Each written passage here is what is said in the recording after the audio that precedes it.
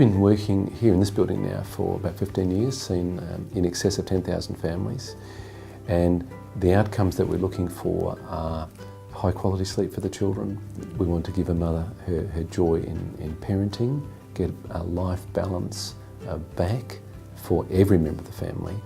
And I sometimes say to mothers, I don't look after children, I look after families. I sought the Babysleep Doctor's help when I had my first child, and he was about 9 or 10 weeks, and he wasn't sleeping and he wasn't doing anything, and I was desperate.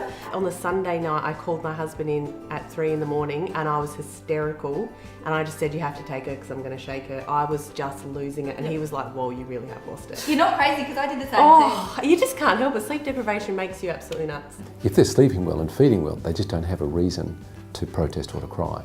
And our babies cry very, very little in those first 12 weeks. There's no harm in going to see Brian and saying, what is my opinion of this? Yeah. There's no harm. Like, I know that, a lot of reviews say a lot of things. I know that people sort of think perhaps he's like this.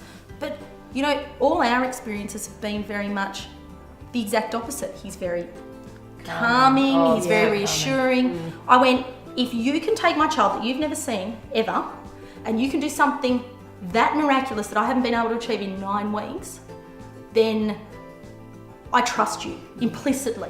The overtired child is not having a good time in their own life, and they're not interacting with the world correctly. They're not computing how to deal with their world in a way which is appropriate and logical and rational.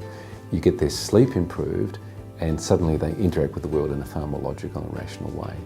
Our outcomes are to strengthen family units, to see the family unit flourish, to find a family where it's a nice place for the mother to exist, and it's a wonderful place for the father to come home to at the end of the day.